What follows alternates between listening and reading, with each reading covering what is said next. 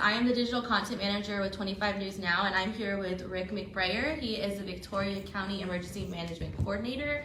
We are doing an interview today on what it takes for first responders to prepare for a major storm, what they have to go through during a major storm, and what it takes to recover after a major storm. So I have a few questions I'm going to ask him, and this will be a part of our Storm Prep 2022 special that airs this evening at 6:30 p.m. So make sure you tune into that, and there will be a story on our website on this interview so you can have all the information you need to know for what to expect during a storm, after a storm, and what to do to prepare. So I'm going to start asking questions, so bear with us. So at what point is it not safe, or when do first responders call off like any emergencies like during a storm? So it's going to be a little bit dependent on each department. Mm-hmm. And so the various rule of thumb is that anything after sustained winds of 45 mile an hour or greater, mm-hmm. sustained winds of 45 mile an hour or greater, is when we try to start ceasing services that are being rendered under that umbrella of emergency services, mm-hmm. police, fire, EMS, public works, because that wind load at 45 miles an hour or higher becomes very dangerous for our personnel to be out there and performing their jobs. And we don't want to put people in harm's way to go out and try to service people that are in already harm's way. And so, because it's just kind of a dual-edged effect, right? If we send them out there and there's a down power line, or they could find themselves in a very dangerous situation. So that's kind of the general rule of thumb. There are some circumstances, obviously, that would delineate and dictate to us that we would surpass that. We would say, yes, we need to send out first responders because this is an extreme emergency situation. But that is going to be very dependent upon the agency administrators and the department themselves. So, got you. And when y'all are notified of a storm headed this way, what does it take for you guys to prepare for that? Sure. Well, there's a lot of coordination. And so here in the Emergency Operations Center, we do just that. We coordinate all of those various bodies coming together to do their jobs. Mm-hmm. And the general talk that we usually have with folks, and when they're trying to figure out what emergency management actually does, is that we're not there to command anything. We're there to take the police officers and the firefighters and the public works and the public health mm-hmm. and the public information officers and put them in one room and say, okay, what are each agency, what is each jurisdiction, what are each department doing, what is your need right now, and what will be the need in the next 12-hour period.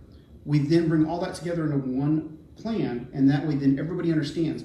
And that way the public information officer like yourself, a person that is doing the public outreach and is posting other messages, doesn't necessarily have to know the tactics of what's occurring at the police department or the sheriff's office, but you get an opportunity to see that overall plan, and that's what's really important for us. And so here in the Emergency Operations Center, there's a lot of coordination, a lot of planning. I think many people here within our community, they see a lot of our postings like they did during COVID, mm-hmm. Even though there was an ongoing effort for us to get information out there as much as we can. We want to speak as one unified voice.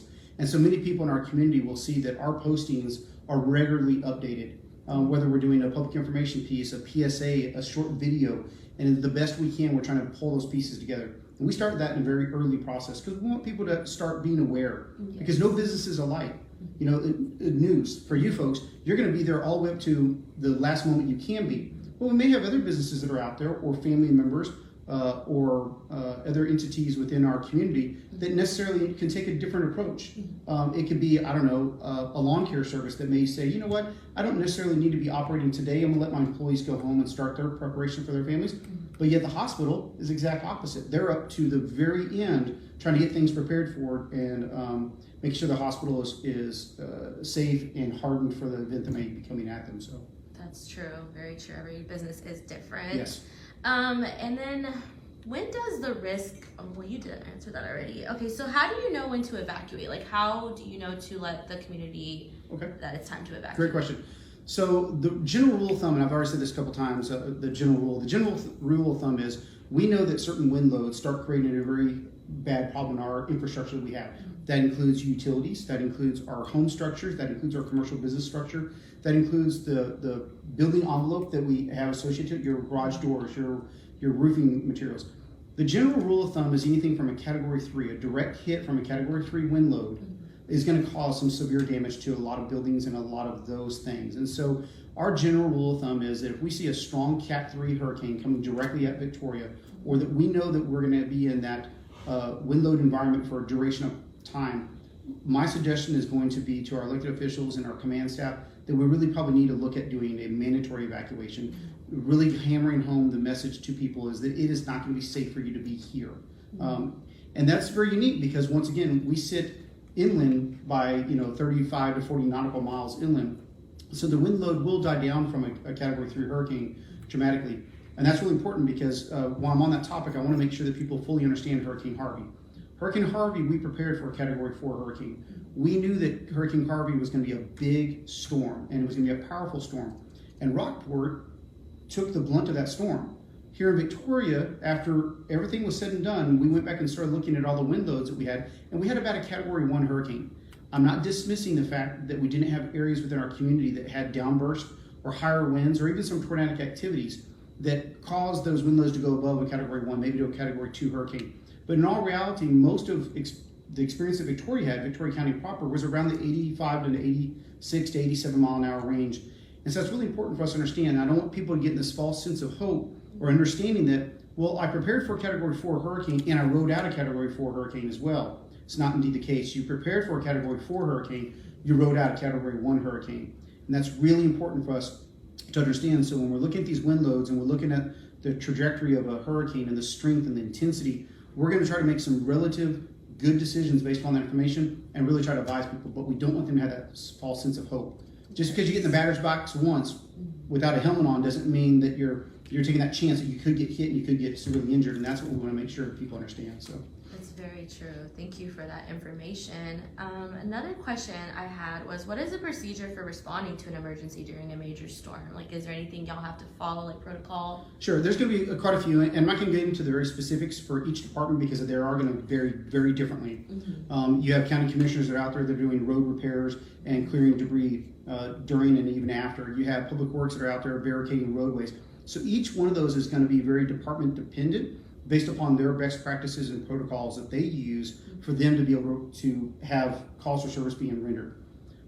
Even if you look at the fire department and you look at the police department, well, if I have a call for service that's coming in, does this mark that it's a priority call, and is there a life safety issue that I need to go out and actually perform those?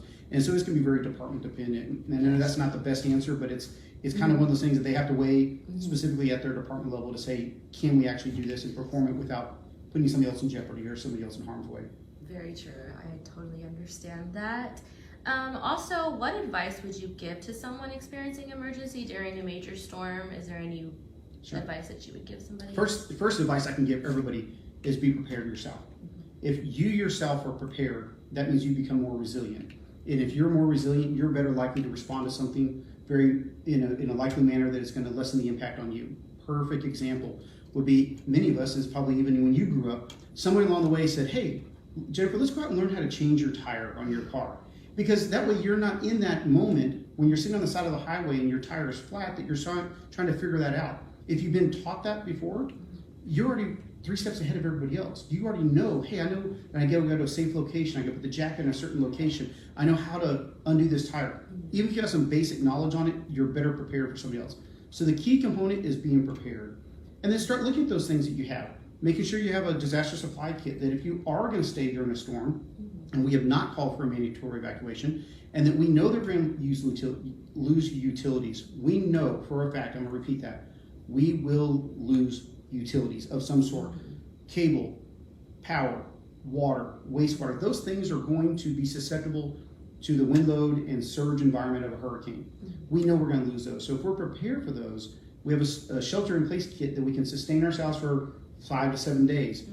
That's great. Also, we have another kit that's ready to go for evacuation. So that way we know if we need to leave, that we've got some money on the side that can get us out of town. We have a plan to where we can go to friends and families and spend a couple of days outside of this location so that way we can get there and be safe ourselves. That's true. So, but being prepared is a key element.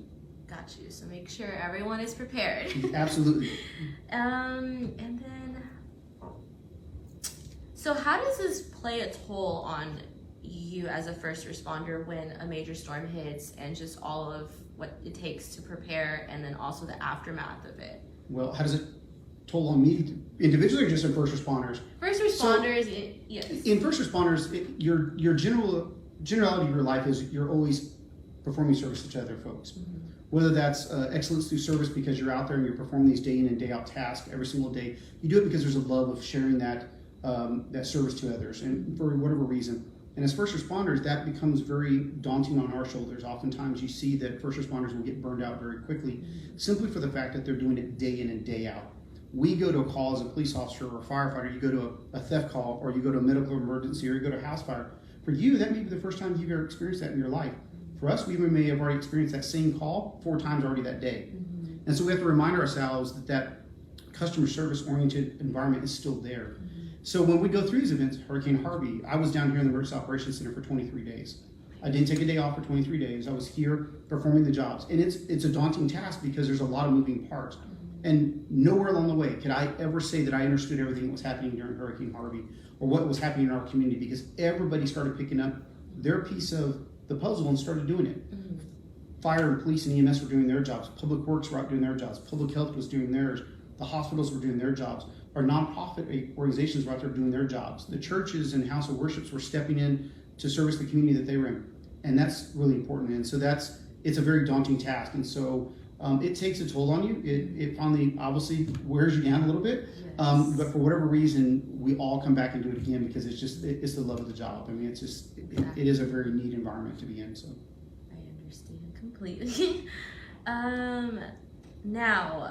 Now talking about the aftermath, how it plays a toll on, as first responders, what does it take to recover from a storm? Like, what role do you guys play? Sure.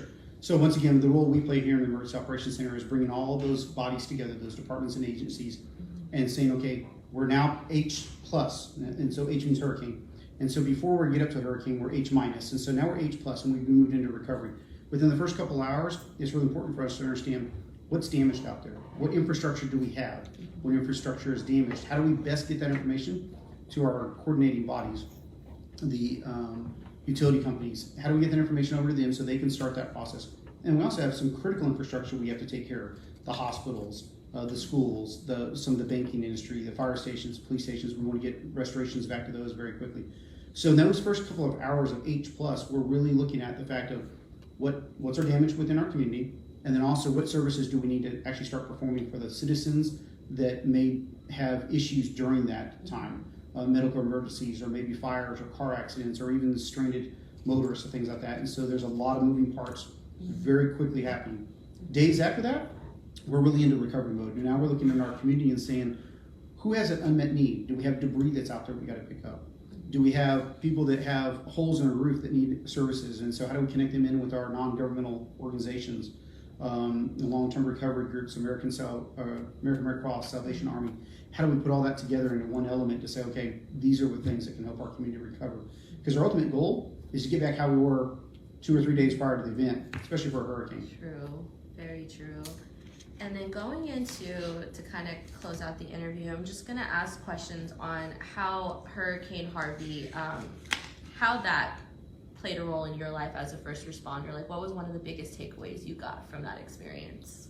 I think the biggest takeaway that I can come up with is those 2 that I already talked about. One, that we really prepared for Category 4 and we rode out of Category 1. As tragic as it was, as much debris as there was, as much damage there was in our community. I'm not saying that we did not have those things. We did. It was very, very tragic for many people in our community.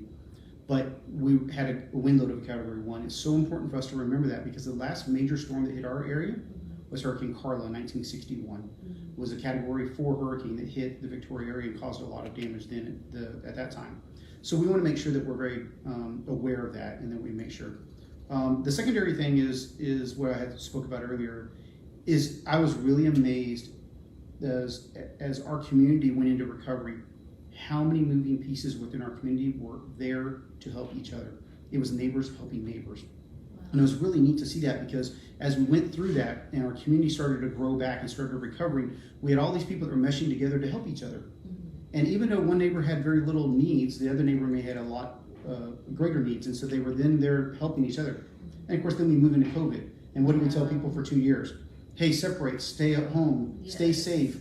And now we're starting to see that community come back together again. And that's what really proves evident to me, and it allows our staff here to continue to do the day in and day out that we do, because it's so important. We see that meshing back of the community members, and that is so neat to see. And it's very heart-filling. It's neat to see that environment. Whereas we have to go through something tragic sometimes to get there. but it really brings us back as a unique family and as a unique community. Very true. That is very true. Okay, so that was all my questions. I guess the last thing just to close off is there anything you would like to share with the community as far as storm prep and what? Sure. Yes. Yes, absolutely. People need to be prepared. They need to be informed. Mm-hmm. So we oftentimes will watch or get on Facebook or social media platforms and watch these different weather analysis people that are out there. I cannot tell you enough that the National Hurricane Center is our voice for us to get information from. And so be prepared. Have a plan. Have a kit ready to stay, have a kit ready to go. Make sure that we have all those things in there, from medication all the way down to the elderly, to our pets, to things like that. And stay informed. As we're starting to see a storm approach, take it serious. Start taking some of those measures early when we know some people won't. Fill up the gas tanks, get the commodities that you need at the grocery stores and things like that. So be prepared, because hurricane season is here. It started. Yes, it is. Well, thank you guys for tuning in, and thank you so much for being with me today, Rick. This is really good information, and I hope you guys really enjoyed this interview and got some pointers out of this. I know I did. So make sure to tune in with us at 6:30 p.m. this evening for our Storm Prep 2022 special. Bye, guys. Bye-bye.